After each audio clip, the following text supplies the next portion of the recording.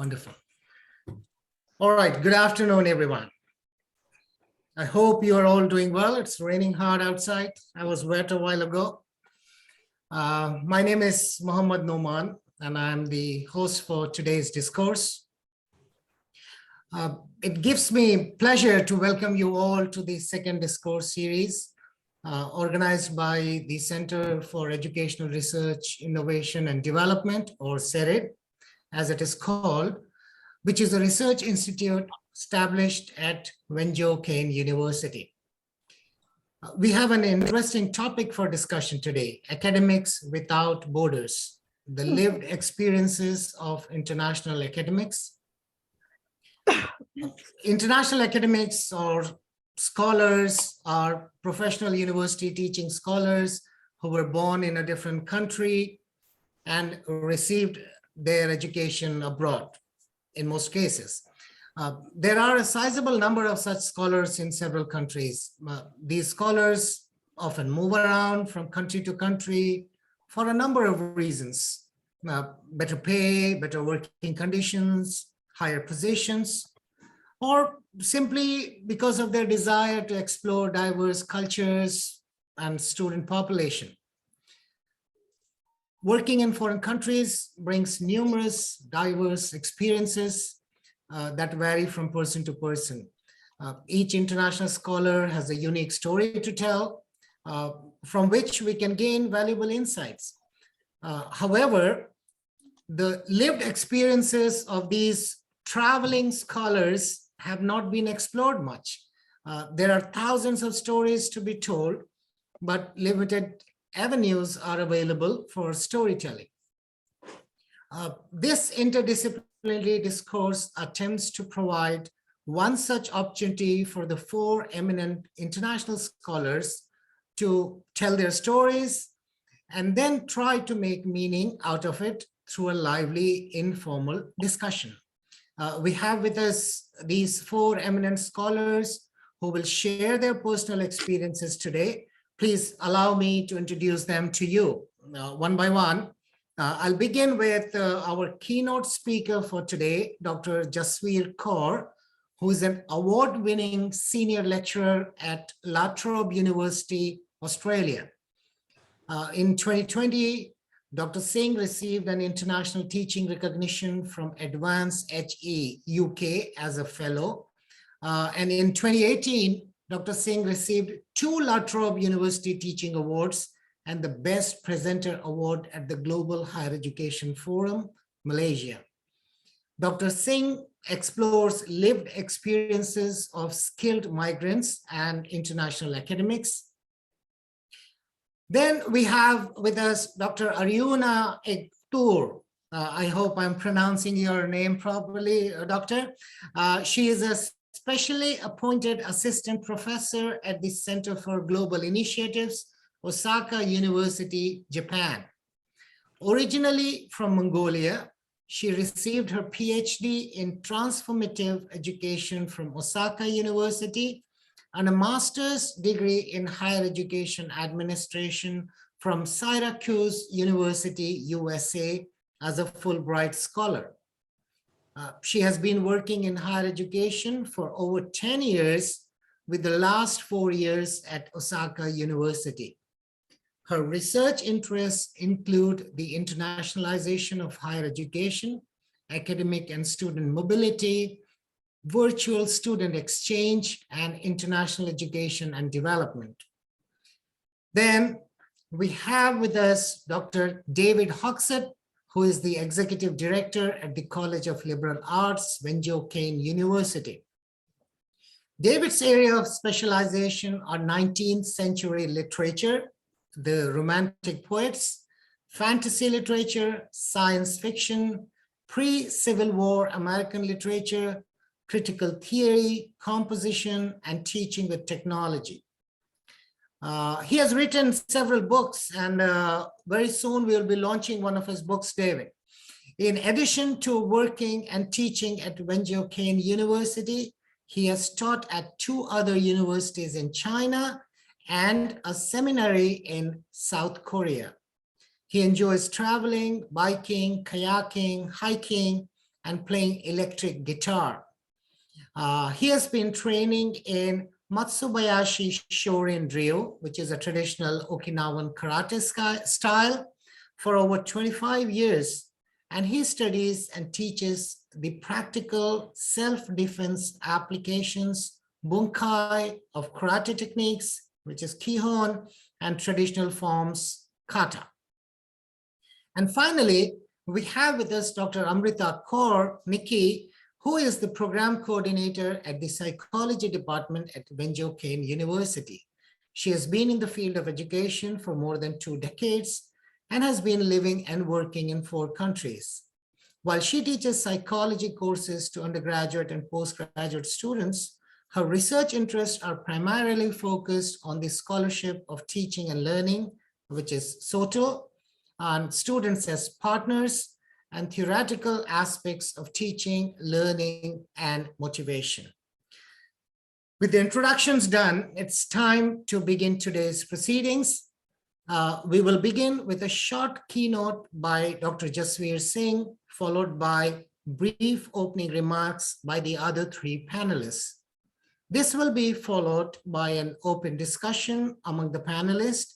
We will have a few minutes at the end for questions from the audience. I would request the audience to please mute your microphones so that there is no disturbance. Without much ado, let's begin with Dr. Jasveer Singh. The floor is yours, Jasveer. Thank you so much, Dr. Norman. Can you please let me know if I've got 5 minutes more to go? Because, you know, as academics, we don't stop talking. I might lose. I'll let you know. I will let you know. Thank you. Thank you so much. My name is Dr. Jasveer Kaur Singh. I am from Malaysia. I am now residing in Melbourne. I work at La Trobe University, Melbourne, Australia. Before I start talking or revealing my interesting experiences as an international academic, I was an international student once. Not to say I'm old, but yeah, many, many moons ago. So I was an international student in the US, in Hawaii, actually. I was studying my postgraduate diploma in management. And then I came to Australia to do my master's in public policy and management at Monash University in 2008 to 2009. And then a PhD at La Trobe in 2011 under the guidance of my supervisors. They were superb supervisors, no problems at all. I identify myself as an international academic as I was born in Malaysia and did my schooling till undergraduate studies in Malaysia. So after finishing my PhD in 2015, December that was, so after 6 months, I received a job offer as an early career development fellow at La Trobe Business School, where I am currently now. I didn't identify myself as an international academic then. I was trying to fit into the system, and I was struggling to fit into the system and trying to belong to the system. I was trying to understand the higher education system in Australia as an employee. Look, during my PhD, I taught as a tutor at Monash University, Melbourne, and La Trobe, but I was just a tutor and also a PhD student. So my energy went into finishing my PhD. At the same time, you know, making money looks fun. You got extra money to spend, but never wanting to understand what higher education system is all about in Australia, because I was thinking of going back to Malaysia to work. Unfortunately, I got married during my PhD days, so I stayed here with my husband. So I'm here now for about nearly close to 10 years. So it was only a few years earlier when I was reading literature on international academics or migrant academic, then I started identifying myself as an international academic. And then a lot of things came into perspective as I was much more comfortable that I know I belonged somewhere in the system. Then I remember this quote based on my religious belief that why should I blend in when I am born to stand out? That's where I started to not compete with my domestic colleagues, because it was never a level playing field anyways to start to begin off. But I was really struggling in that perspective, and I actually didn't reach out to anyone until just recently, when I started thinking about myself as an international academic. So when I think about barriers, we international academics face a lot. We face personal and professional barriers. Today, I'm going to reveal some professional barriers that only, I think maybe Amrita knows about it. Other than that, I did not reveal this to anyone except my family members, my parents and my husband, until I think his ears are going red every time I talk about my challenges, and my closest friends. They will listen to me enthusiastically and always have my back. See, in my academic journey, whoever came very close to me, they either they changed the university, they're retired or resigned. So remember, I was saying to you that I had super PhD supervisors. One of them died 1 year before I finished my PhD, and I was alone because I was very, very close to her. I followed her from Monash to La Trobe. I didn't want to do my PhD with some Tom, Dick, and Harry. I wanted to do my PhD with someone that I knew. Because during my master's, I did a small thesis on international students in Malaysia, on research universities in Malaysia. And she was my supervisor. When she left Monash for La Trobe, I followed her. I didn't care about the university ranking. I didn't care what, this university is lower than Monash or whatever. I cared about who I want to do my PhD with. So she died. And then just after finishing my PhD, my first supervisor, Professor Gavin Jack, left the uni for Monash. See the irony? So when he left, I was all alone. There was no mentor, no sponsor, no coaching, whatever, when I got that job as a early career development fellow. Because of not having these people who I became very close to, I faced profound professional barriers, as I didn't have research mentors or sponsors in guiding me into navigating this academic position. I got in July 2016, after 6 months finishing my PhD. I didn't have a good team then to guide me in research, especially. I didn't even know how to write a research grant. I saw a research grant in a rubbish bin in my office.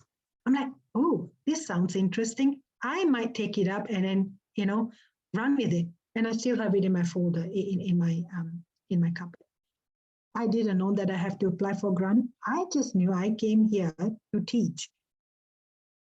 Slowly but surely, I understood that I need to do research as well. I wanted to carry on researching on international students, as my PhD was exploring international students' academic success in Malaysia. But at my department, at La Trobe Business School, Department of Management, there was no one interested in this area. I was alone. But somehow I started slow with some projects. So in 2016 itself, I received from the university $20,000 grant on exploring international students' blended learning experiences. Because I knew that international students were struggling in this new mode. No one was there to tell them how to study. So I wanted to probe in further into their experiences. Somehow I found this little group that at my department who were interested in this topic. Then we began our research in this area. In teaching, I didn't face that much of challenge because remember, during my PhD, I was teaching at 3 different universities. So I had some experience teaching in Australia before getting into that job. I had challenges in managing students' expectation because of my cultural background. And I wrote about this with my teaching associate in a special issue in 2021. I didn't know how to teach online during COVID, similar to her. So we talk about our teaching challenges in that perspective. I still have language difficulties. So when I write, I doubt my English ability. And when I teach, I do inform students like, look, I'm an international academic. You will not hear an Australian accent from me. I will look very dumb if I try to mimic an Australian accent. And I do tell students that if you don't understand my accent, please let me know. And I can repeat myself. But no one has come up to me and said that, they can't understand me. So I think that's a good sign. So when I started as an early career development fellow, I used and still attend most of the workshops organized by the university. I want to know, or I needed to know and understand the system that I'm in. Most of them were very beneficial for me, and I got to network with other domestics. I got to hear other stories of academics as well. But I found one common thread in all the workshops that I have attended. The speakers and panel members would say, oh, I was invited to this conference, I was invited to collaborate in this project, I was the keynote for this, blah, blah, blah. And I always wondered, how come nothing happens to me? How come no one invites me? Something is very wrong with me, I think, or my research is not valuable. I was pretty certain it was something wrong with me. Then in 2018, I was still an early career researcher then, and I partnered with someone who at my department who is also ACR.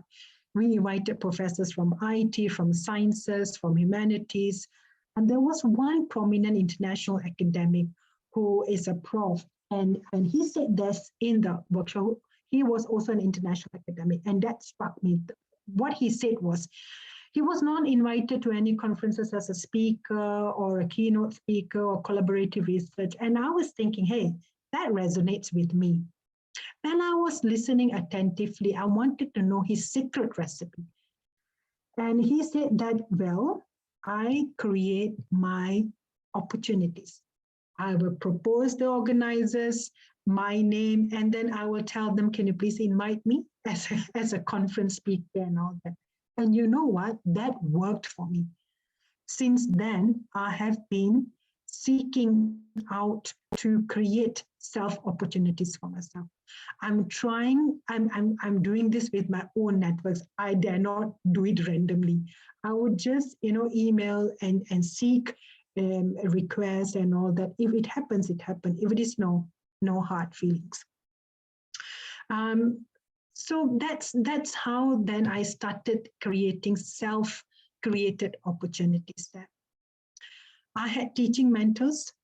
Over the years, I still keep in touch with them. They resigned from the university and one of them has retired. But we have a lot of coffees. In fact, I met one of them yesterday. I don't think that I could make it in teaching. It was not because of them. And the teaching awards that I have received, it's all because of them. They were constantly challenging me with adopting teaching innovation, how to deal with students' queries, managing my teaching, managing students, and everything related to teaching. They were constantly there for me and with me. And my brother told me once, if I can just inspire one student, I've done a good job.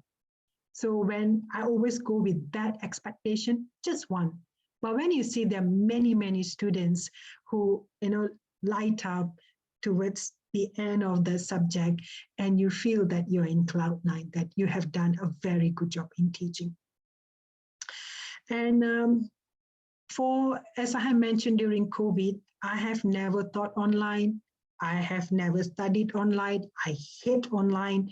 I didn't know how to teach students classes online, seriously speaking. So I turned to my sister, who is a Fulbright scholar and who happens to be a teacher. And she introduced me to Mentimeter, WordWall, Quiz. And she said, but these are for kids. I said, don't worry, my students will love it. And they did. They love this technology. They love Kahoot, and they would always ask me if I can play this, these games with them every week. Now, for research, as I have mentioned, I have attended a lot of workshops offered at La Trobe University. I met a lot of people. I started making connections out of my department because I started understanding that, hey, there are people who are interested in international education, who happens to be in public health. And then we are now working together on several topics and several projects together. I use my international networks, especially back home in Malaysia. I used to work in a university in Malaysia as a professional staff member, and we have this Institute of Higher Education in that unit that I used to work. And I knew the director, and we work very closely with them. I always wanted to work with honest and kind people, and I have got very good collaborations going on right now. They're very generous with their time and resources. I've got people at my department who I always go to, like, hey, I don't know how to apply for this grant. Can you help me out? And they just pull out the grant application and say, here, there you go, just take it and go and run with it.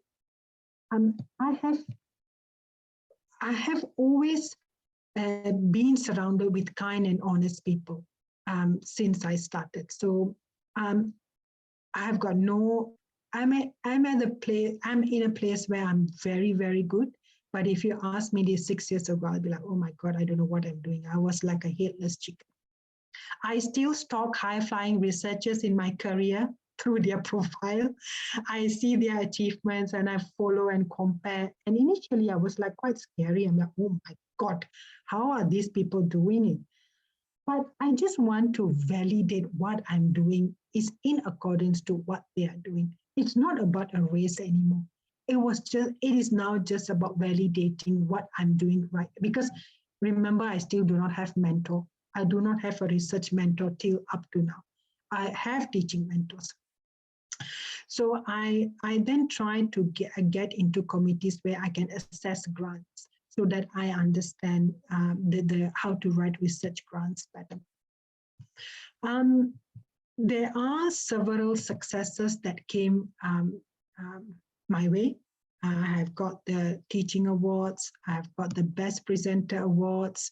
I have, what do you call that, being called to provide keynote speakers in international online seminars like this one. I have received Editor's Choice Award from Journal of International Students in 2019 and recently in 2022.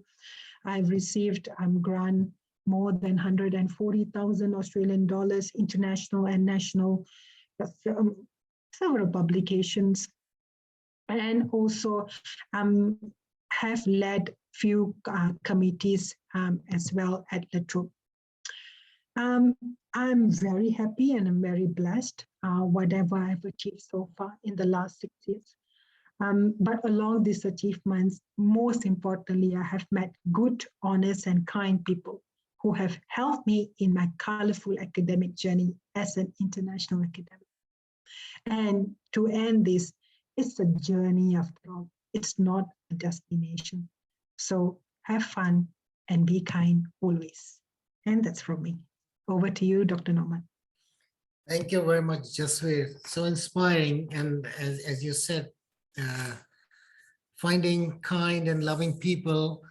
I think most of the international academics will share your experience, including me. I would say most people I met, they were kind and loving and caring.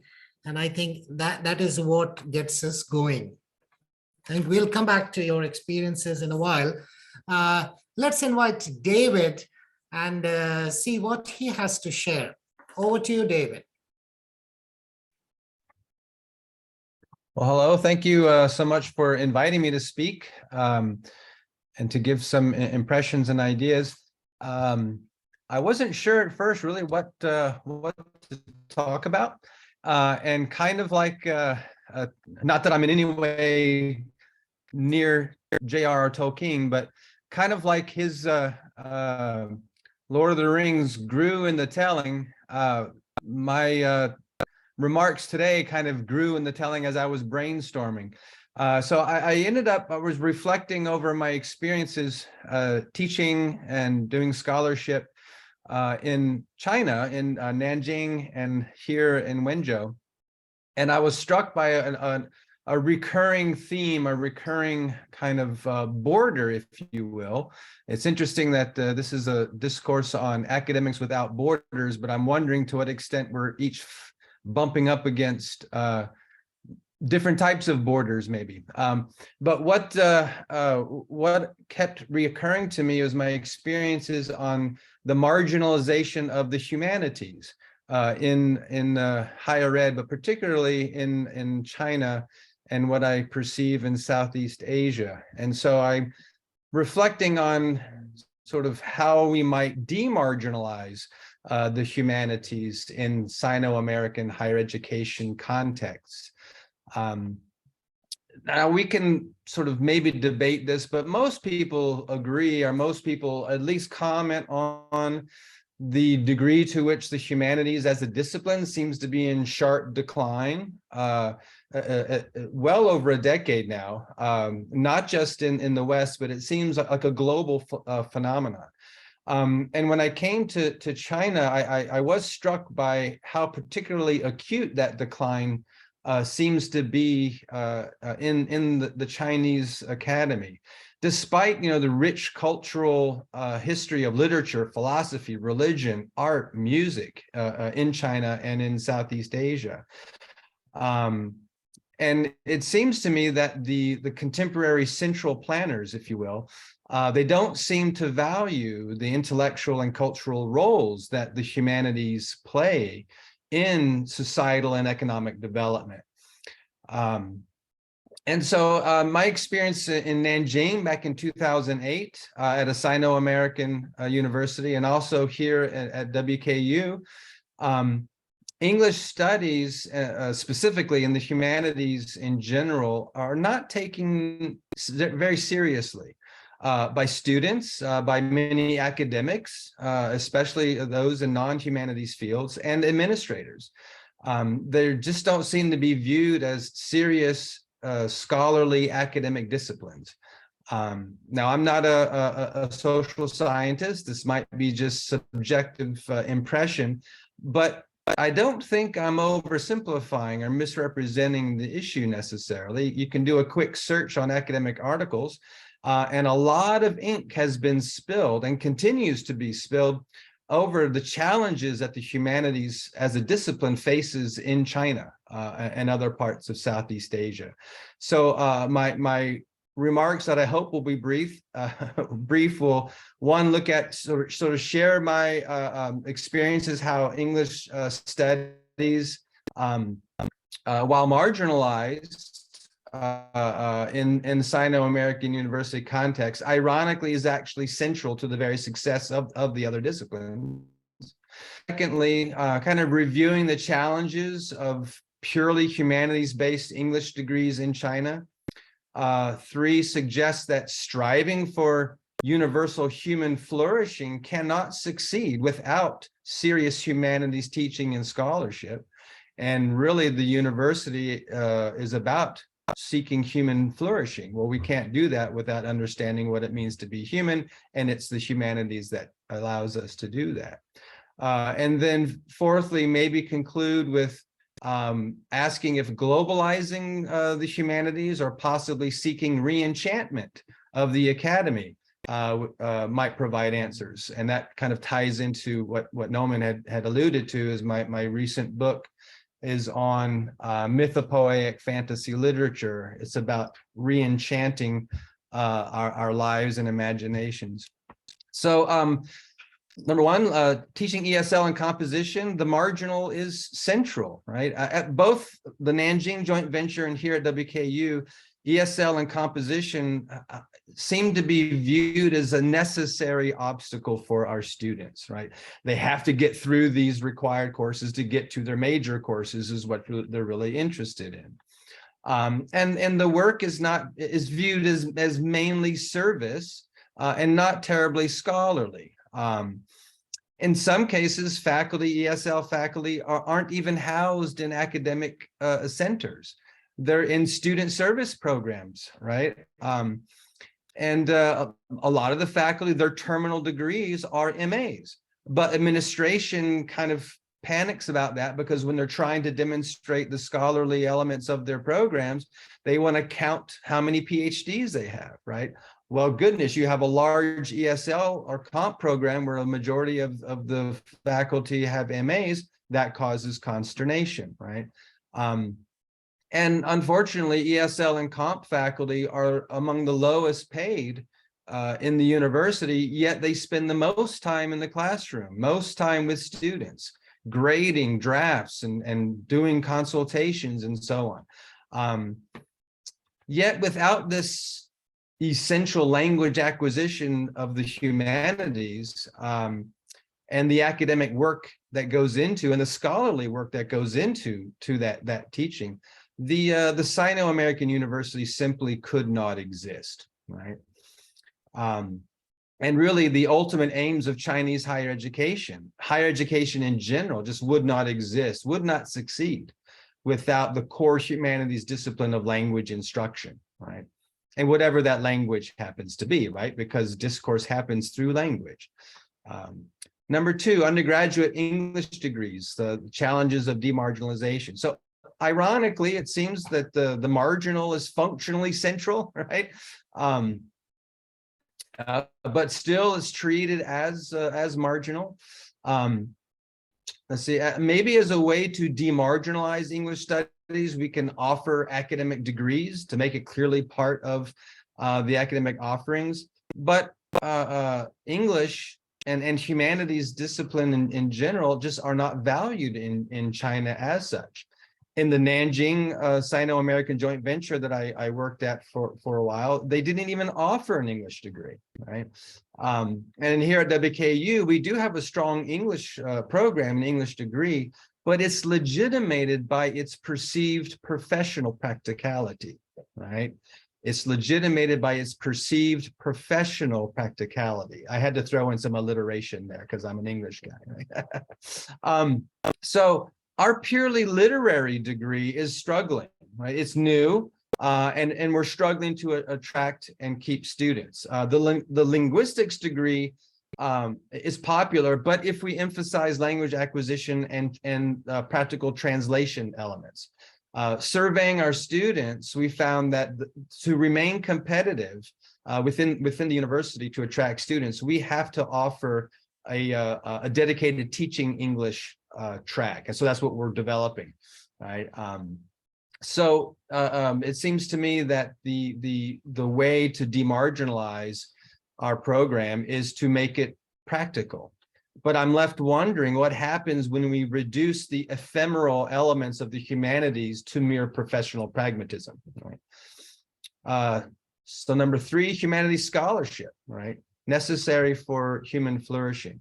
So the English studies as a scholarly endeavor is also marginalized in the academy, particularly here in China.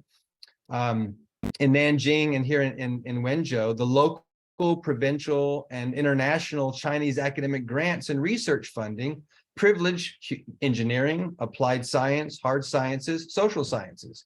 Rarely do we ever get an email from our Office of Research and Program Development that's looking at the humanities. And when it does, it's usually from the perspective of the social sciences, right? They kind of smuggle the humanities in through the back door of the social sciences, right? But ironically, most of the grants that they're advertising for, they're calling for, are doing research of some sort from a variety of perspectives, science and engineering perspectives, into human flourishing, right? Environmental sustainability, economic development, medical advancement, pedagogical innovation, right? All of these things are about human flourishing. But what is human flourishing? What allows us to explore what it means to even be human? Why should we even care that the human flourish, right? These are questions that the hard sciences, engineering, and so on cancer, right? Humanities that one asks and even answers these particular questions. Yet this is the field that is dismissed as not truly academic or scholarly. So in conclusion, I sort of ask, is globalizing the humanities an answer? Is re-enchanting the academy an answer? So I apologize if I seem cynical here, if I seem to be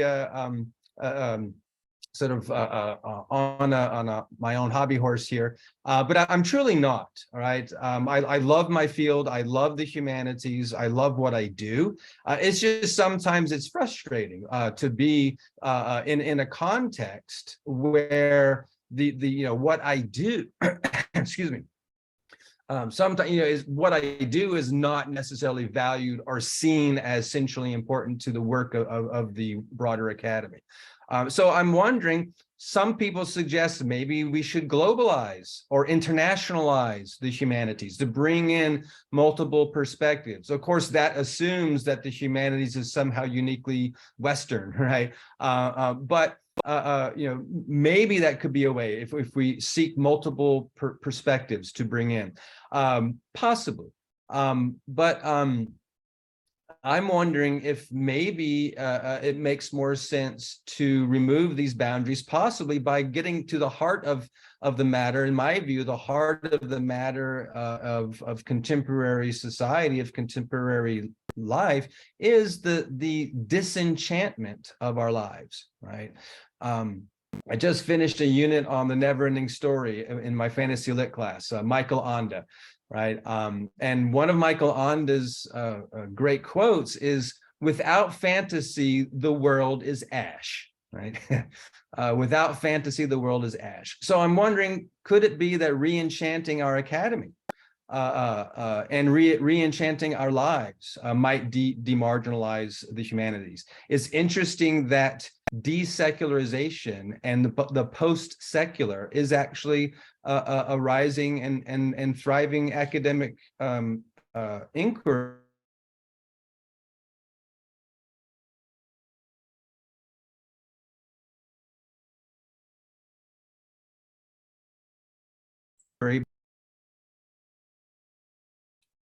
Sorry, David, I just lost the last sentence. Are you still there? Yeah, it's okay. Yes. I just missed the last sentence because it sort of the screen froze. Oh, okay. Yeah. So I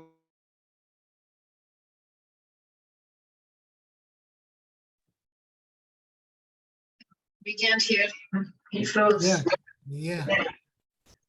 It's okay. I was just saying, let's do this. Can you hear me or no? Yeah, now we can hear you. Yeah. So I just said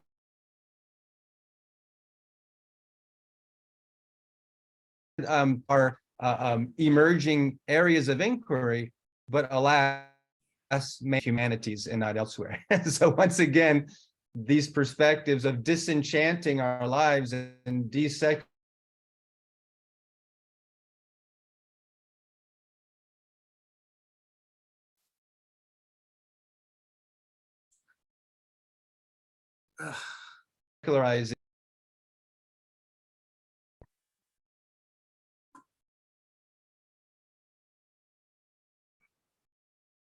David, we lost you again. I'm sorry about that. Just the last bit. We always miss the last bit.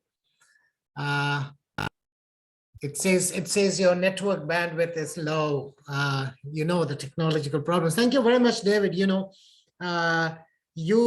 for a while I thought you were talking on behalf of me, and I'm sure I see Dr. Ja, Junjin, Lana. We are all international scholars here. Flag bearers of humanities and social sciences.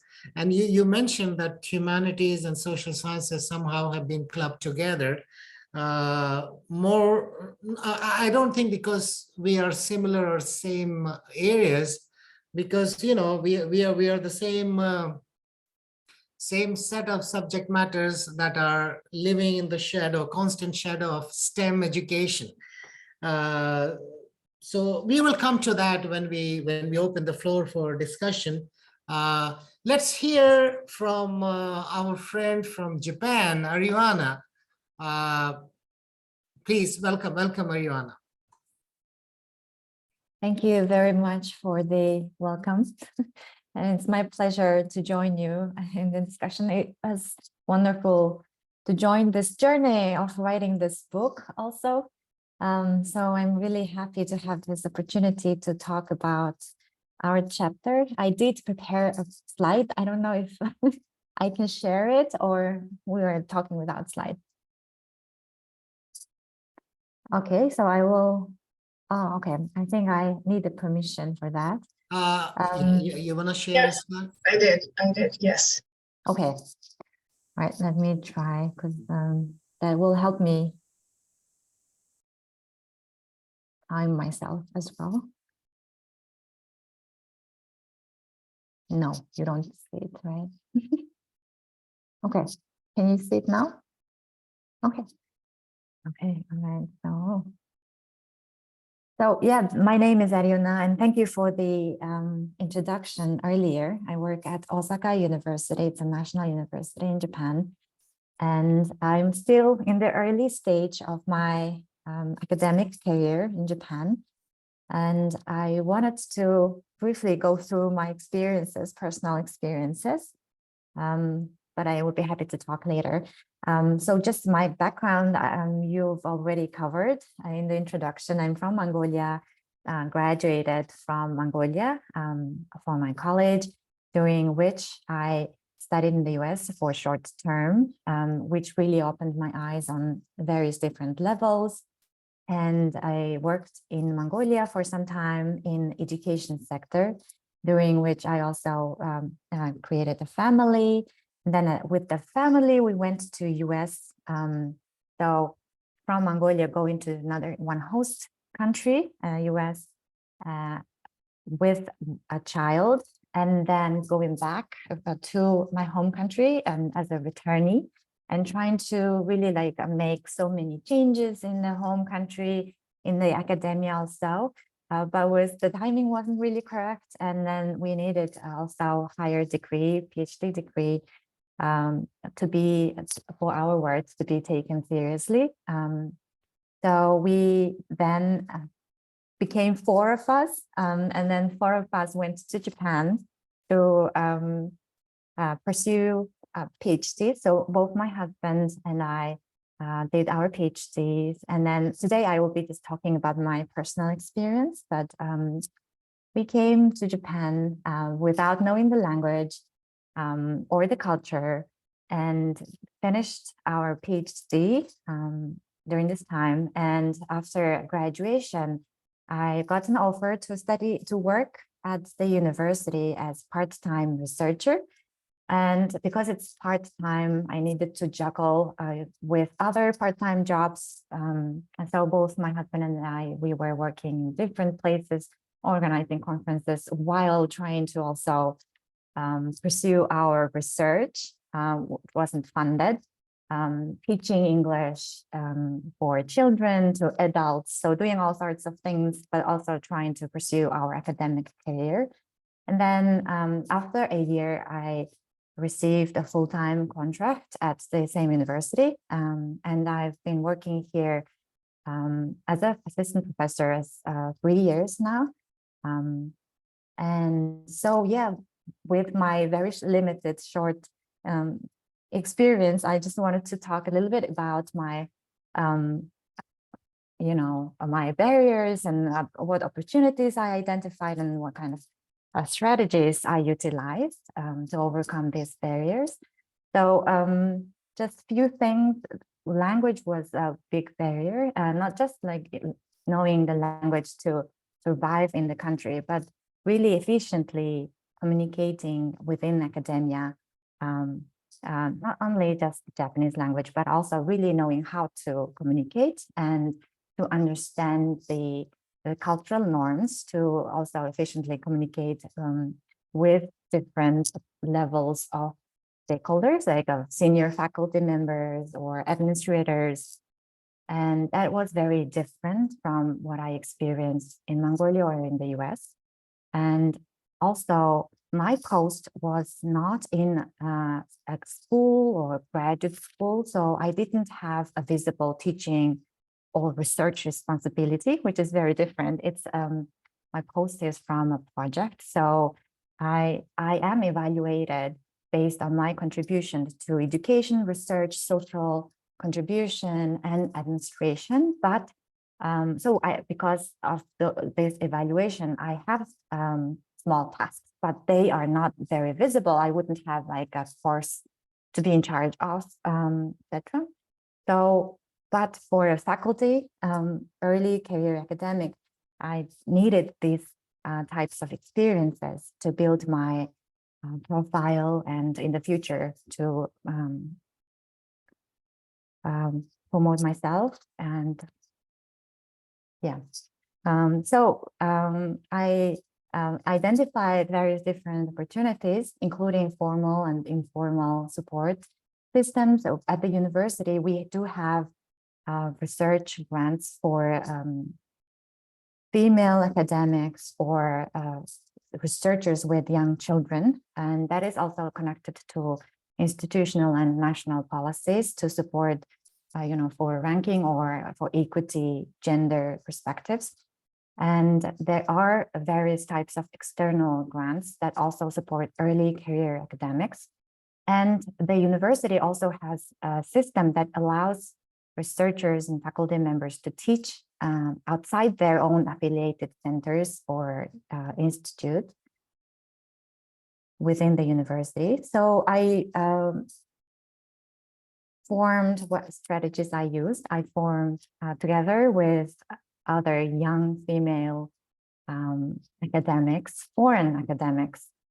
Together we formed kind of informal peer support group, and we started to really to talk about research because it's something we have to push each other. So, and then slowly it helped me to navigate the university system because they have more experiences working in the system for longer years. And I offered my own expertise and ideas, and together we were able to get grants, etc. And I was able to teach outside my center at another school within the university. And although there is no visible or financial benefits, I still do this to interact with students and to improve my teaching skills. And as a result, I was able to get some grants from outside, and which helped me to participate in international and local dialogues, which is very important for early career academics, which was kind of missing from my job post, and was able to initiate a number of programs and practices at the university, and some of which are recognized by the university. So as a group with our team, we were able to receive presidential awards. And within this kind of very short term, it was very difficult, I think, to be recognized like this if there was no team to support. And yeah, and then design the course. I was able to design a course within our center and taught in the program as part of another project. So my challenges are still continuing, and I expect more and more challenges. But yeah, and with the many insightful guides from the book and many of our colleagues here, I am hoping to tackle these challenges on the way. Thank you very much. Thank you. Thank you very much, Ariana. Wonderful insights of your journey in Japan. We will come back to you in a short while. Let's hear what Dr. Amrita has to say for her opening remarks. Over to you. Hi, thank you. Thank you, everyone. First of all, I think I'd like to thank you, Jasveer, for giving this idea for international academics to come together. Those of you, I think maybe Noman and Jasveer know, but I think Dave, even Ariuna, you also were one of the authors. So last year, Jasveer had edited a book, and the book is it compiles stories of academics like us to come together and share our experiences.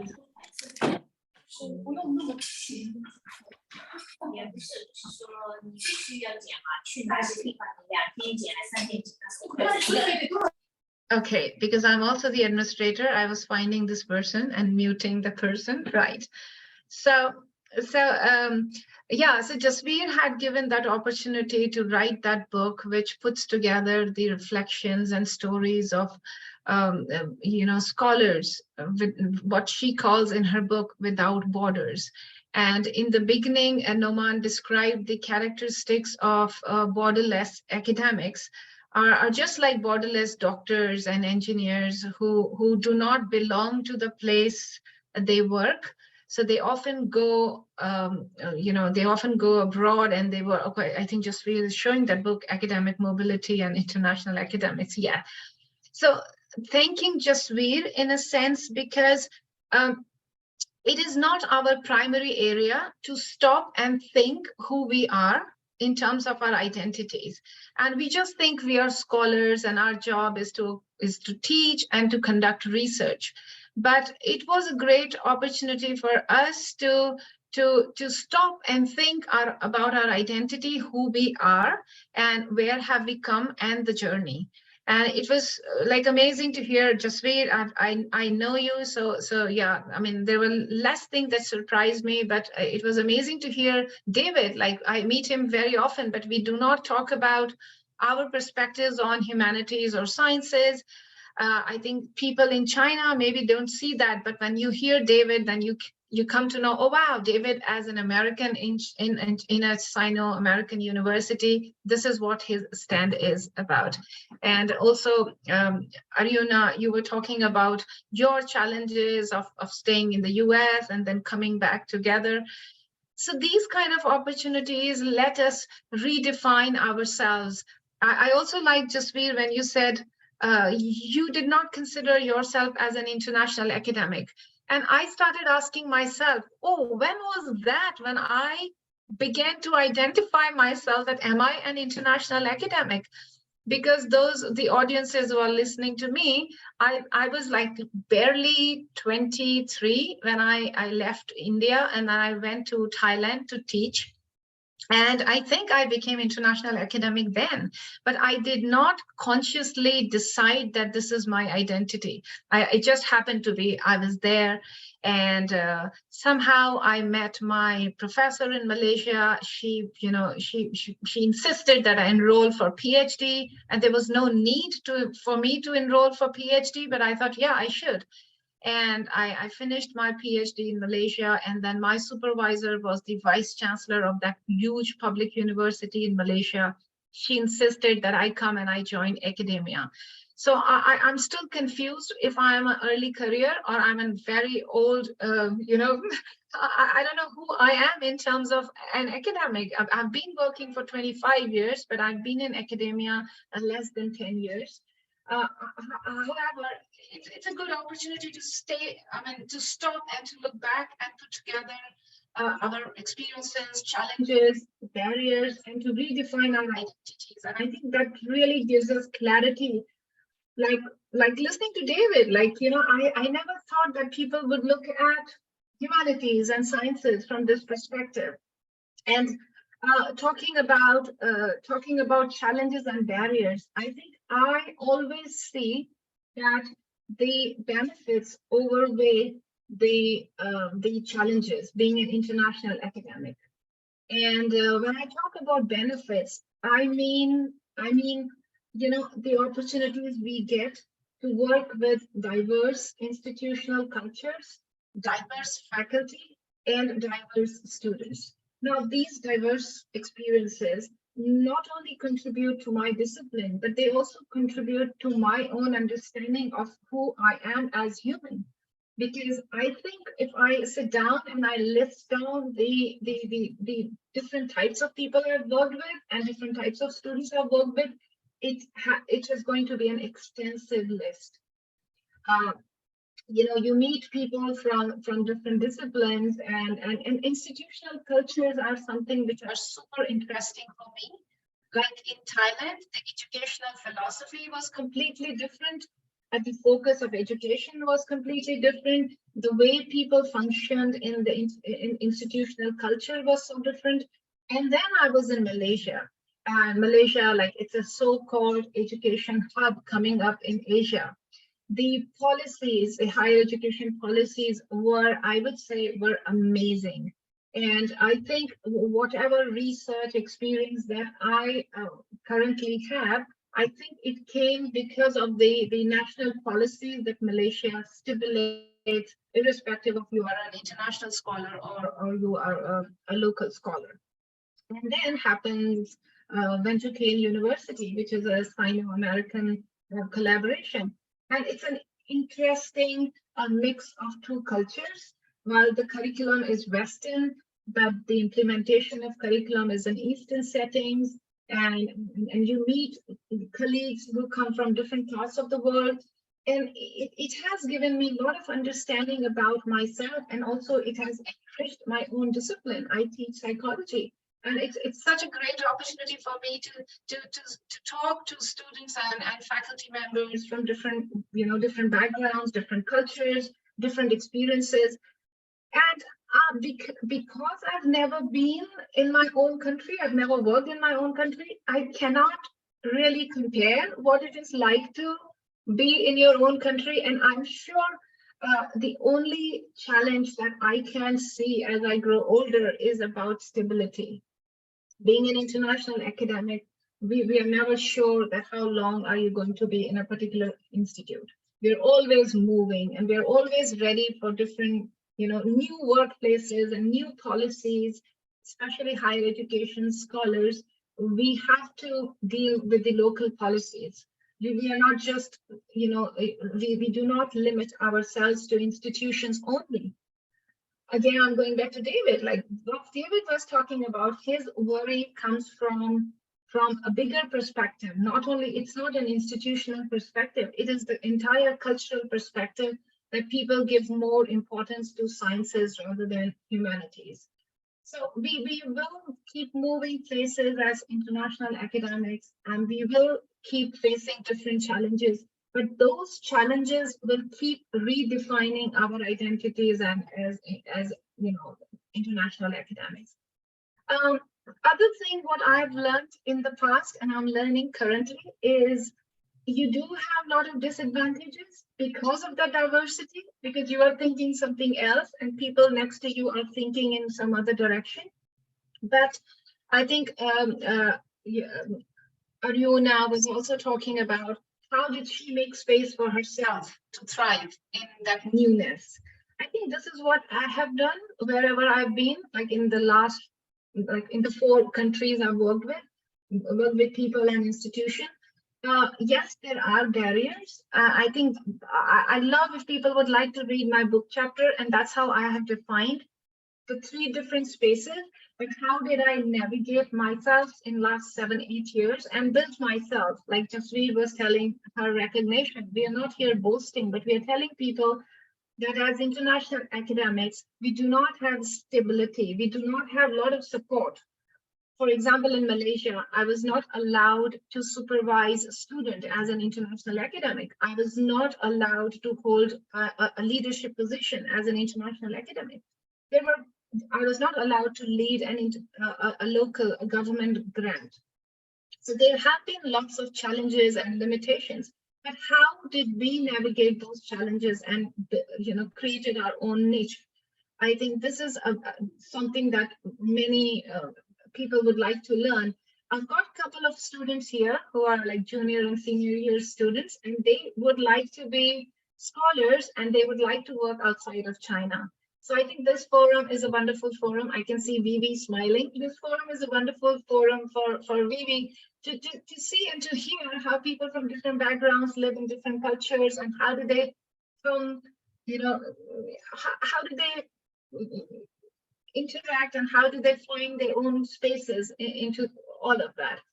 I'll just finish with the final remark, and it's so funny actually. While you guys were talking, I was also talking to Manglu, who happens to be in this meeting with us. I was supposed to attend one meeting yesterday, and I was like, okay, fine, I will attend. And she's like, oh, it's your dinner time, and you have a class. And I was like, no, I'm good to attend. And after a few minutes, she messaged me, oh no, you're not allowed. I mean, it's okay. You don't need to come because you don't speak Chinese. So I was going to say that while language could be a barrier for us to mingle with the local people, but it can also be an advantage sometimes because, you know, as an international academic, you can, like in Malaysia, I was so happy not to have anything to do with the bureaucracy of higher education because I was an international academic. I was only in the places where I was wanted, I was there. Otherwise, I did not have to do too much with with all the higher education formalities. And I think it happens in China. It used to happen in Thailand, although I learned Thai language, but I wasn't that proficient that I'll sit down and make files in the local language. So those who are expecting to move borders and work abroad, keep in mind this is one of the benefits, unless you're working in an English-speaking country.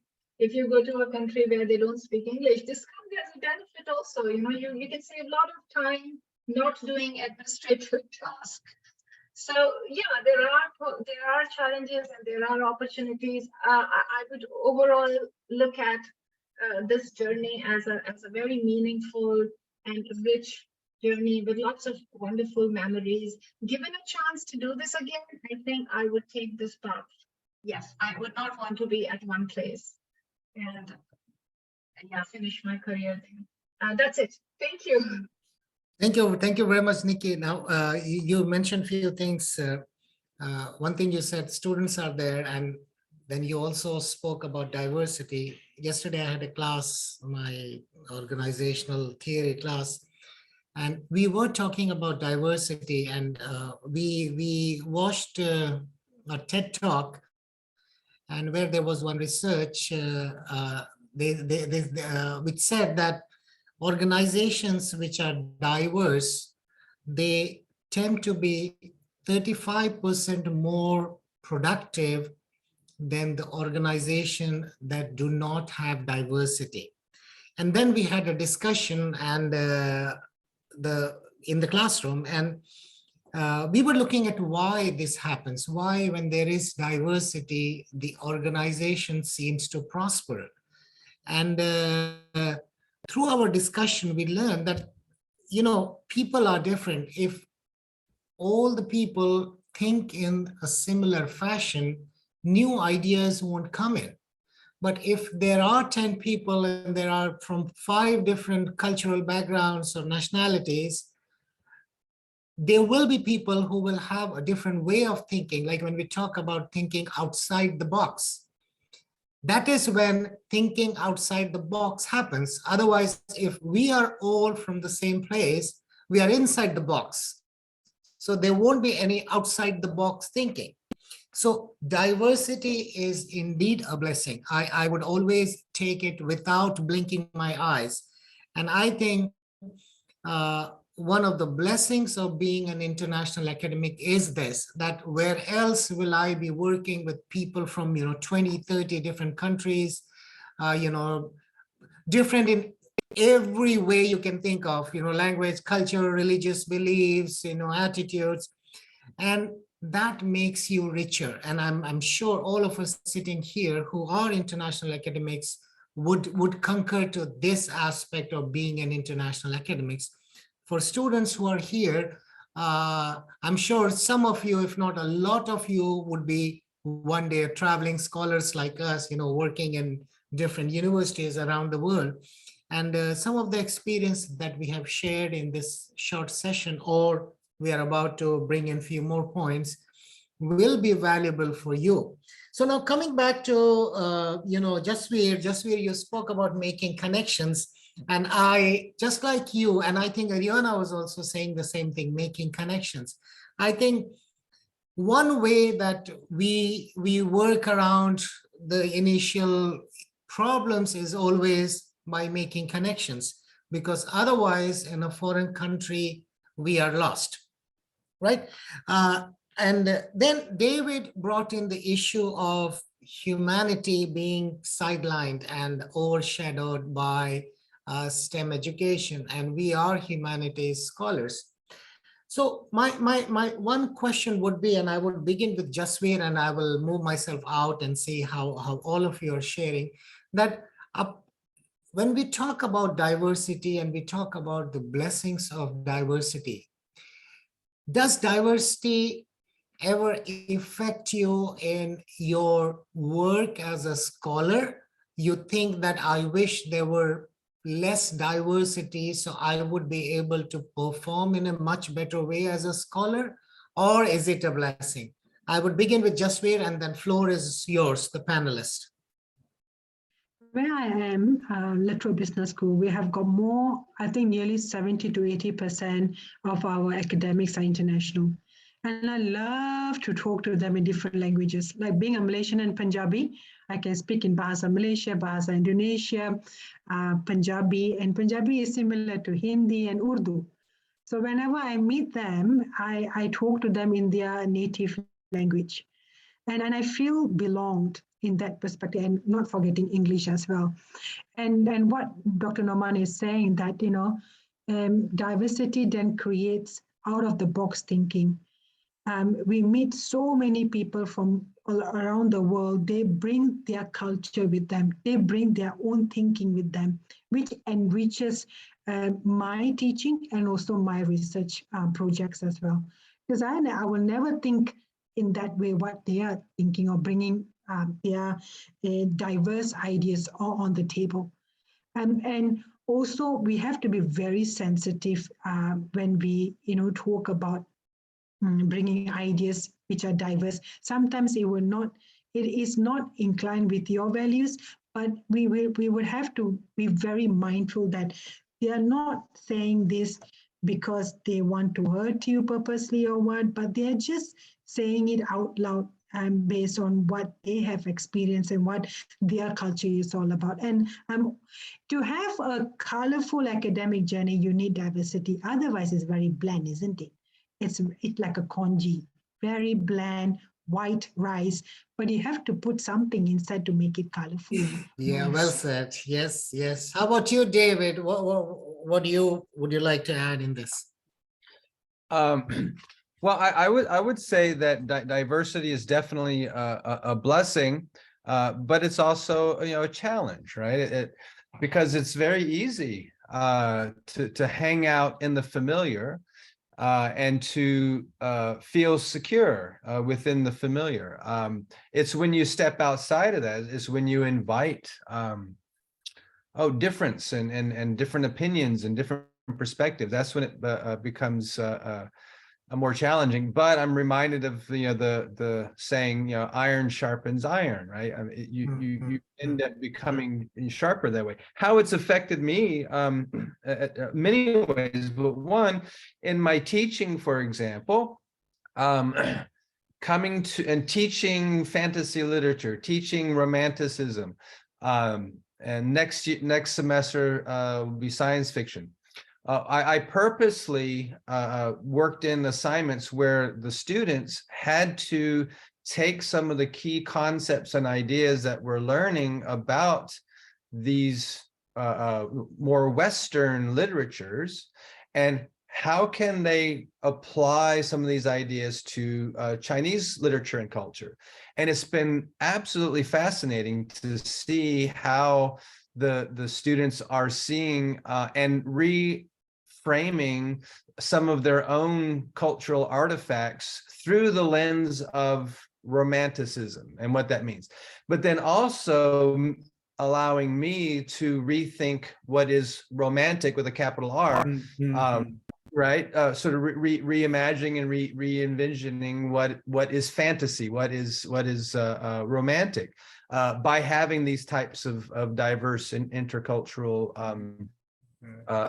conversations. And in terms of my scholarship, I just published the book on mythopoeic fantasy, and I was invited to give a talk at Wenzhou Polytechnic. about these ideas. And so I thought, well, how am I going to do this? And I decided, well, let me see if I can connect some of these ideas, that just the notion of a quest and Bildungsroman, the development of the individual. And so I compared Fellowship of the Ring, the journey, the quest and Fellowship of the Ring with Journey to the West. And I was really out of my depth. When it came to Lord of the Rings, I got that down pat. But trying to deal with and learn about Journey to the West, and then some of the questions, the students that they asked me mainly after the lecture, they asked me mainly issues and questions about Journey to the West. And boy, I was on my toes and dancing around and trying. But it was a wonderful challenge, And in terms of my next big project, I got into Liu Cixin, who's a very well-known contemporary Chinese science fiction writer. He won the Hugo Award for The Three-Body Problem. And so that's my big project now, is looking at what is the cultural significance of contemporary Chinese science fiction. And what I'm learning is that whereas in the early 20th century, science fiction was used in order to sort of bolster science, to get the Chinese people and young children interested in science and science education, and propagating the scientism perspective, meaning the only way to truth, the only way of knowledge, the only real epistemology that we should use is science. Well, contemporary science fiction is actually turning that on its head and revealing, in China, is revealing the very problems of scientism. And I find that fascinating. I'll end with this. I'll end with this in terms of just understanding what is diverse literature and what is world literature. When I was teaching in America, world literature is things that they try to shy away from anything Western, right? Well, coming to China and teaching world literature, suddenly Western literature is world literature. Right? And so now I have to flip my thinking and realize that, oh, no, I have to go back and teach Western classics, because for the Chinese student, that is world literature. So it's very... Ariana, you are from Mongolia, you are in Japan. Did you ever feel like, what am I doing in Japan? Does this thought come to you? Well, I am in Asia, so Yeah. it's closer to home than being in or before, like US. And the culture there are similarities and differences, of course, but I do think diversity is really important. I don't think Japanese National University is diverse, even with the gender. We don't have many female faculties or many female students, a very short number of students. And if we just look at the service to our students, we need diversity. Diverse faculties, so that students will be interested in enrolling in our universities, or they might be interested in going to other countries. And Japanese students are known for their lack of interest in study abroad. And then also nationality, diverse in nationality, race, or also diversity in like gender or the thoughts or philosophy or even their background, educational background, not only having faculties who just graduated from Osaka University, for example, that will be also a good diversity. And that is important for our students, not only for us, also for our students. Maybe the lack of, female academics in your university might be your next research idea. Maybe you would want to explore why is it happening there. Nikki, I have one question for you. We are talking about diversity and among the faculty members. You see, if you look at Wenjo Kane University, the diverse, we have a diverse faculty. We have faculty from so many different countries. However, our student population is homogeneous. I don't know any foreigner here in our university, so all of them are, Chinese. Now, while we are saying that we are benefiting from the diversity, how about the students? And that applies to any university anywhere. It applies to Jasveer as well, that when we talk about diversity, we are talking about diversity among the scholars, and we believe, most of us at least here, that it enriches us, it improves us, we learn a lot. What are the students getting from us? I mean, just let me quickly go back and say, any institutional policy that encourages hiring of international academics, be it in Thailand or in Malaysia, now in China, in WKU, the university is definitely going to have academics from different cultures. Like we had, lots of international academics back in Malaysia, and now when we come to Benjoken University, we do have. So yes, we are benefiting, but I think you maybe if you're asking in terms of our benefit while teaching homogeneous population of students, like in Malaysia, my student population was primarily Malay, and in China, my student population is primarily Chinese. But remember the example that David was sharing right now, that how he decided to pick up one English novel and one Chinese literary novel, so that students can make connection between East and the West. In that process, he said that it was a wonderful challenge. So, I mean, it's just an example. So I think David began to look, and I also like the perspective. He said, what was Western in an American context, it became, the course and the content, it just changed as the place changed. These may sound like little small things, but in terms of, in terms of an academic or a disciplinary expert, these small cues are very, very important. Now, let me just quickly tell you an example. My psychology textbooks are primarily American. So any phenomena or any theory, principle that I explain to my students, and sometimes those theories, phenomena are so much grounded in American history, like social psychology. There are so many seminal experiments. They are all conducted in American context. So when I am teaching those to my students in China, I see them not reacting the way I would expect them to react to that particular theory or phenomena. And the reason is because they are not familiar with the historical background of that particular experiment.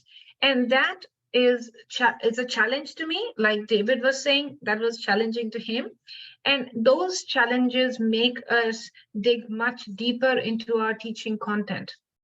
And those challenges also push us to innovate our pedagogy, like what innovations can we make to ground those studies, those experiments in our local context. In fact, I went to this extent that I wanted to have Chinese textbook. I thought of a study where I would invite Chinese students to replicate those experiments in Chinese context, and then we can put together those experiments. So Chinese students will will understand the value of those principal experiments, theories more, because they are grounded in their own context. And to me, that was a wonderful idea. That is a different thing that I didn't have the time to materialize this idea, but it can be a wonderful idea. So this pedagogical invention in my own discipline, this is the result of these struggles, the challenges I had as a result of me being diverse, me teaching a textbook grounded in third culture to students of another culture. So you can see like three clear directions that I am talking about, and how does it innovate? How does it create new knowledge? Is something that I think we are very fortunate as borderless academics, as international academics, to be able to work in those contexts and to be able to think about our teaching content from that perspective. You are unmuted. Yeah, I also believe that when it's not only us who benefits, when students are taught by diverse faculty members, then their horizon, as typical, I have seen Chinese say, broaden my horizon.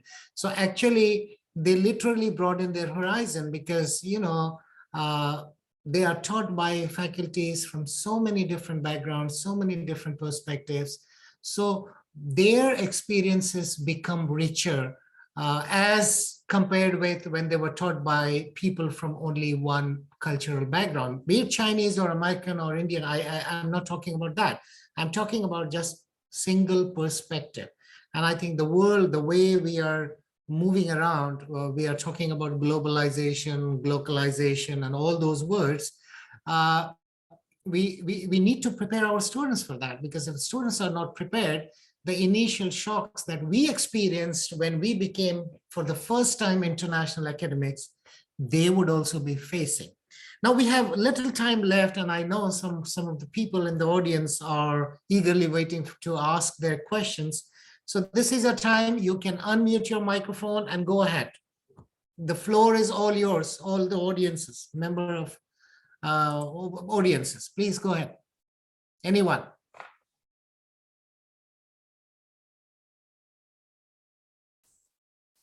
This is not a class. There's no right or wrong answer or question. So, but just feel free to go and ask whatever you want.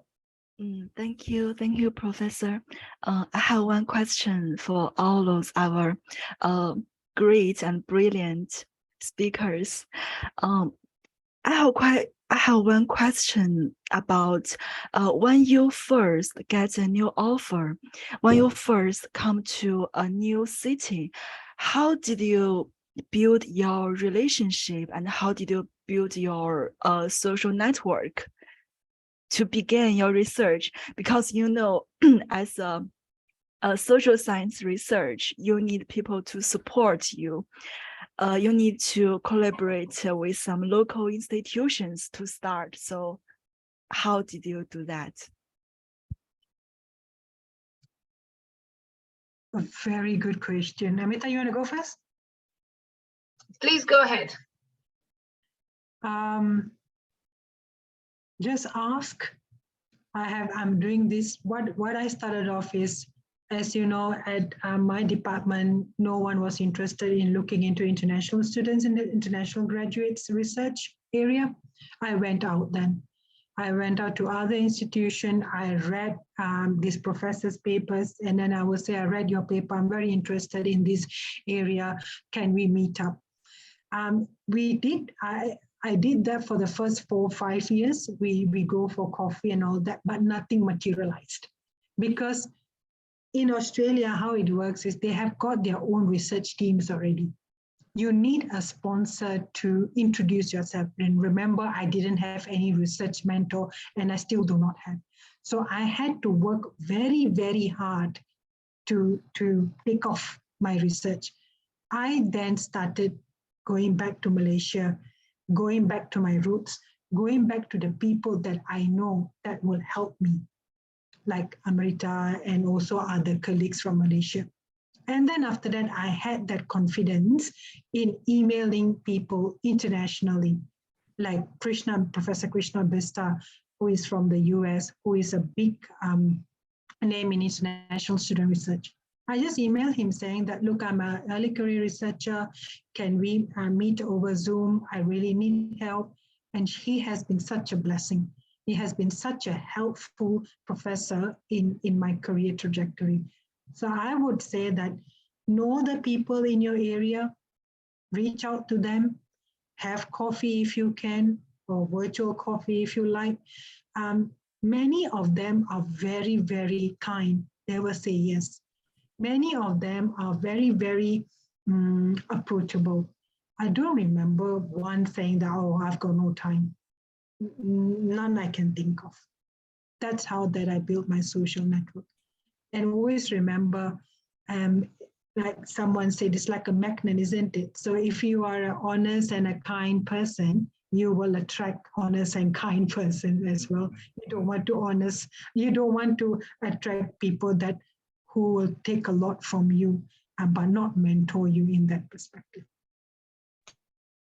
I think I'll quickly. I think it's a wonderful question. Even, I mean, not as an international academic, but even as an international student, if you leave your own country and you go abroad, social networks, especially in terms of research, are very, very important to be built. And you know, that's why once you leave your own country, you need lots of skills. You know, you get hired as a scholar based on your, you know, academic profile and your qualifications, but these are soft skills. You know, we also call them non-cognitive skills.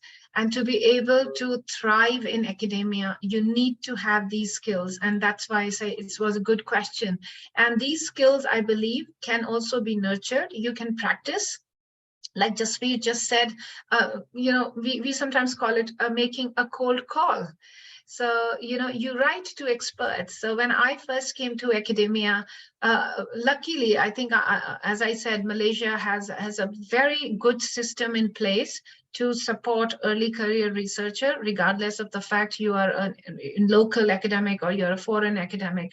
So most universities will provide a support structure where they will have these opportunities for international academics to exchange their research ideas and to collaborate. However, as Jasveer said, it does not work all the time, because most research, when you've just joined, you have not built yourself a name in academia. Most proficient researchers may not entertain you. But at the same time, there are people who are looking for networks outside of their country. And there are some people who are natural mentors, and they love to have people under their wings to nurture their research skills or to guide them. Or not only research, there are a lot of things we are doing in academia. Like, for example, I was really, really young in academia, and Mick Healy, who's like a very well-known consultant in higher education, and he wrote me an email, and his name is Mick, and like, you know, when you hear Healy, Professor Healy, you know Healy. He signed his name Mick, and I was like, he must be a postgraduate student emailing me. And you know, the way I answered him back, I was like, yeah, I'll share my paper. And suddenly I was like, he is Professor Healy. He wrote to me, and he's such a wonderful personality. And a couple of other professors in the States. People are very happy. I don't know, in the audiences, we've got one student from Japan, Yoko. I don't know if she's left. Yeah, I can't see. I'm here. Oh, I'm Yoko, here. yes. Yes. Yeah, Yoko, that's so good to hear you. I have not met Yoko, everybody, for your information. And it's such a beautiful world. I work with Mick Healy and all these people in a journal. Yoko happened to be an author. And I found out that Yoko is also was doing her PhD in New Zealand, and I have a colleague in New Zealand. So it's an academic world, and people are all connected. Now, Yoko, Alison, I thought was mentoring me as an early career academic, but Alison is also mentoring Yoko. And if Yoko approaches me, Lana is here, we're all writing for a special issue. So we are all supporting each other, reading each other's draft and giving feedback. So Lana is a Russian in China. Alison Cooksacker is a US professor. Yoko is from Japan, and I come from like so many countries, but we are all together, working together for the same special edition. So there is a big hope of being an international scholar. If you have the ability to build your networks and to connect, I think the world is a wonderful place. We can have a beautiful network of people. Indeed. Thank you so much, Nikki. Always. Thank you. Questions, more questions. We need questions, lots of them. Okay, hi. Sorry. Are you first? Okay, I'll just quickly, I just want to thank all of you for your wonderful sharing, and I want to quickly answer Professor Norman's question for Professor Nikki. So for students, actually we do have much advantage stretching from your international professors. So we have a more open class phenomenon and all kinds of more closely interaction with you, and that actually makes me, I don't know others, so I just speaking for myself. So it actually makes my personality more open and more acceptable for new things. So I think, yeah, that's something that is very, very, very good for schools or students like me to accept new things and international professors. And that's it. Thank you, Vivi. Thank you. Yes, Songjie, please go. Hey, so Dr. Sen, happy to meet you. And Yeah. one of the reasons I turn on the camera is that I can show you meet you in person. And I have a question about, in fact, it's from my own experiences. I work in a university too, and in education, in the School of Teacher Education, and I think that my colleagues are the resources for my research, because I am not in my early academic career, but in my apprenticeship of research. So but my colleagues, they can help me. For example, if I have some problems with SPSS, so I can take my laptop and go to a colleague, and they can help me help me to do that in a minute.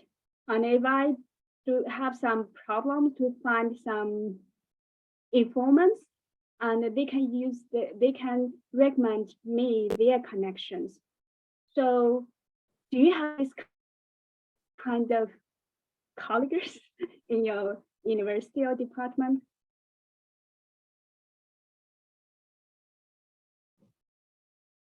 Is this colleagues that you're talking about that you have? The person who I work with. And you're asking me if I've got that type of colleagues where I come from?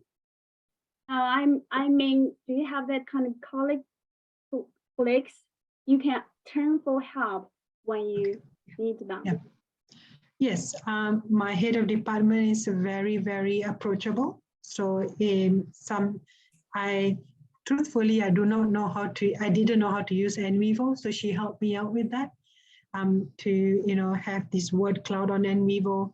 Yes, we do have that help, but not like very close researchers that do research similar to me. But other than that, yes, they do help me out in whatever problems or issues that I face. I'm glad to know that. So you did not work alone. No, I'm not alone anymore.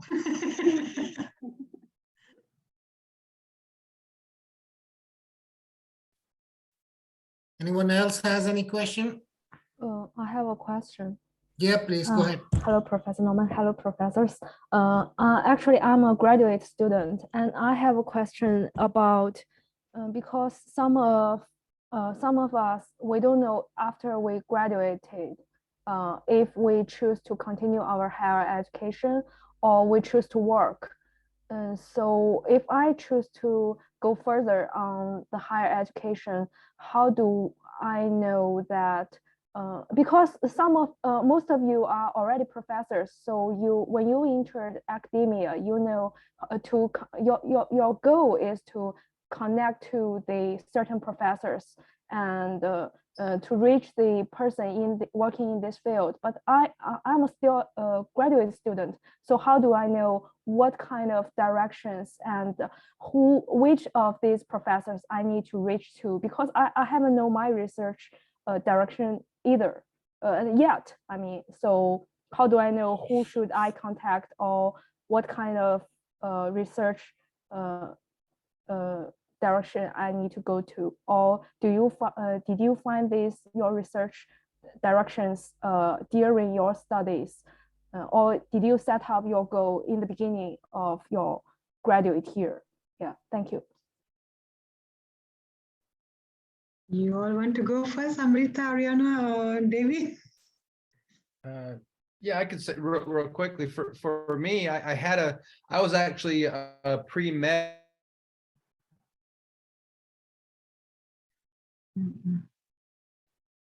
David, we lost you. Sorry. Okay. While David come back, Amanda, the research project of my PhD was given by the guru of internationalization of education, Professor Jane Knight from Canada. And how I met her in Malaysia, in the Malaysian Education Institute. So she's the one who asked me or told me, why don't you look into international students' academic success experiences? And that's where I took her advice and ran with it.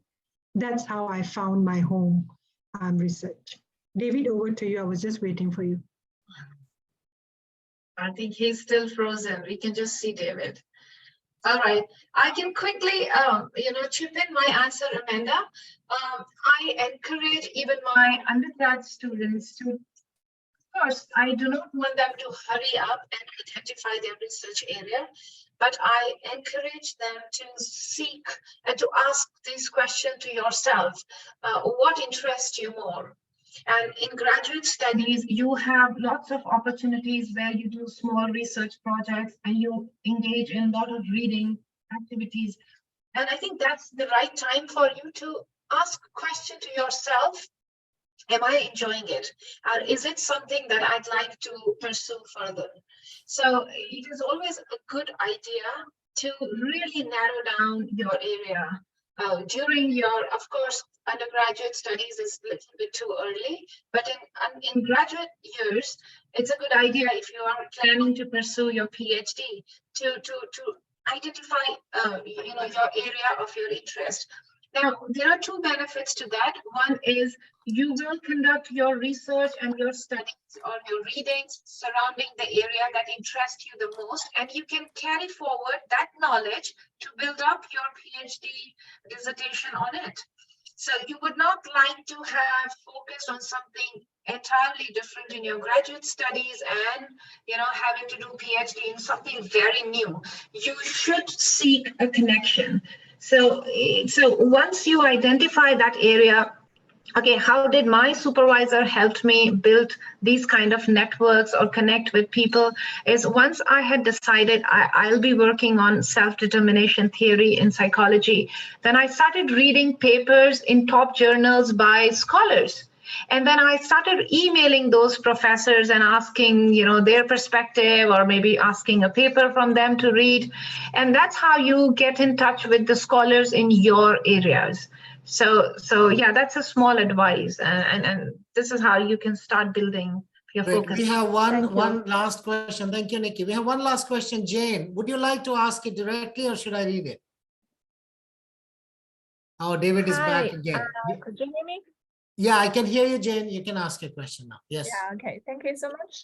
And thank you for the great sharing, because I'm currently doing the research about the experience of international faculty. And I found that in some kind of empirical study, they would say that you feel kind of privileged when staying in China. So I'm not sure if you got such kind of feeling, and do have a kind of as a golden guest, or have a kind of actually the glass ceiling as the golden bubbles. Yeah, I'm not sure anyone who got any I'm interest sure David wants to answer that. Just I want to tell you one thing before I leave it to David, that yes, it is a privilege to work in China, as it was a privilege to work in any other country. So that's the privilege definitely we have. David, over to you. Would you like to answer this question? You're muted, David.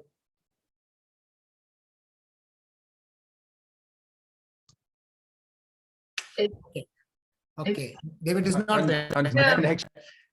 Yeah, David, your connection is. I mean, it's okay. It's always all right, David. When we are watching you, you're moving. The moment you start to talk, it freezes.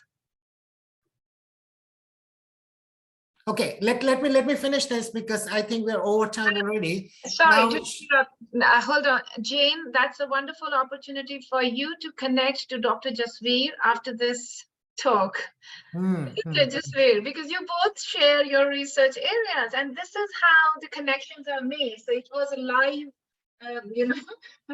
experience of connections being made. You may want to write to Dr. Singh and, talk about her experiences of studying international academics.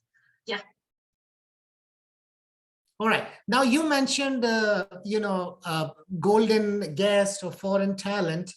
None of us sitting here, I believe that there is a scheme by the government, Chinese government, to bring in those faculties under the umbrella of, foreign talent. And so we are just a normal faculty. We have not been hired under any specific scheme that the government has to attract foreign faculty.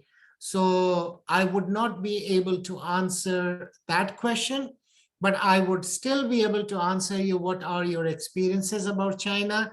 And, I mentioned that it is a privilege. It was, and it still is a wonderful experiences. No matter whom I talk, we are in a new country, and always there will be, we call it birth pangs when we are new, and there will always be adjustment issues, no matter which country you go, because you come from a different, culture or different way of thinking, doing things. But if you look at overall, we feel welcome here. We have a lot of autonomy, which we didn't think that we will have when we come here. And we have a lot of support, a lot of love. People are wonderful. I have been places where people don't smile at you. Here, it's not the case. So overall, if you ask me, I can talk on my behalf and some of my colleagues also, that it is indeed a wonderful place to work in, Jane. All right. Now, we are over time. We didn't plan that way. So I know there are others who might have some questions. Feel free to contact any one of us here, and I'm sure we will all be able to answer. I'm so sorry, David. The technology today is not treating us well. Thank you very much, panel members, Ariana, Jasveer, Nikki, David. Hope that we will meet again with some other topic, and we will try to continue this discourse as much as possible, because it not only gives us new insights, but I am sure that it enriches the experiences of the students that are here, that are towards their journey to become international scholars, or at least scholars in their future. Thank you very much. Have a wonderful day, and see you very soon. See you soon in our Academic Discourse 3. Bye-bye.